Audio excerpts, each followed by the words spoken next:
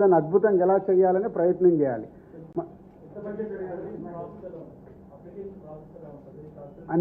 అన్నీ ఉన్నాయి, అందుకే మీకు ఇప్పుడు నోటిఫికేషన్స్కి సంబంధించిన అన్ని డీటెయిల్స్ ఇస్తారు. ఒక్కొక్కటి నేను ఎక్స్ప్లెయిన్ చేయలేను కదా, చేయాలంటే గంట పడుతుంది.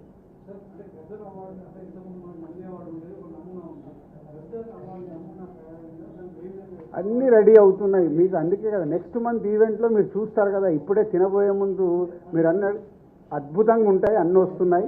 ఏప్రిల్ మంత్లో ఈవెంట్ జరిగేటప్పుడు మీరు చూస్తారు.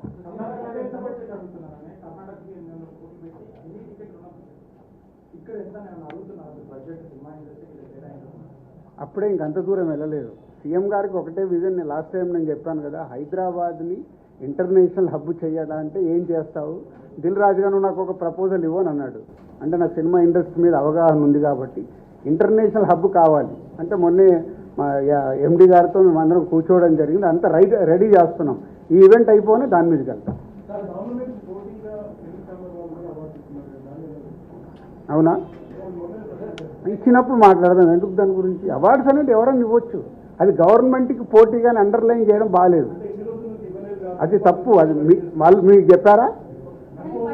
మీరు 100 అనుకుంటారు, మీరు అనుకుంటే ఏం పోయేది ఉంది? వాళ్ళు మీతో చెప్పారా గవర్నమెంట్గా పోటీకి ఇస్తున్నామని? చెప్పలేదు కదా. గవర్నమెంట్ అనౌన్స్ చేసింది, రేపు ఆటోమేటిక్గా ఈవెంట్ జరుగుద్ది. ఈవెంట్ జరిగినప్పుడు ఒక అద్భుతమైన ఈవెంట్ జరుగుతుంటే పోటీ ఎందుకు అవుతుంది?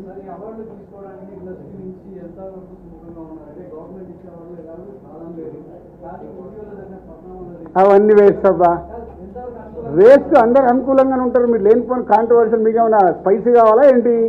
ఎందుకు రారు? గవర్నమెంట్ అనేది అవార్డ్స్ ఇస్తున్నప్పుడు ఎవరైనా వస్తారు, స్వీకరిస్తారు. హిస్టరీ అది. గవర్నమెంట్ ఇచ్చే అవార్డు అనేది స్పెషల్ అవార్డు. అది ప్రచారం మీ దగ్గర జరిగిందేమో, మీకు కావాలి కదా. అది మనం ఏ పని చేసినా 51% పాజిటివ్ ఉంటే చాలు. 49% నెగిటివ్ మాట్లాడే వాళ్ళు ఎలాగో ఉంటారు. 51 ఉన్నారా లేదా మీకు కావాల్సిన కౌంటింగ్ పెట్టుకోండి. గవర్నమెంట్ అవార్డ్స్ ఇస్తుంది ఏంటి మీరు రిప్లై అని 51 వస్తే మనం సక్సెస్. Thank you.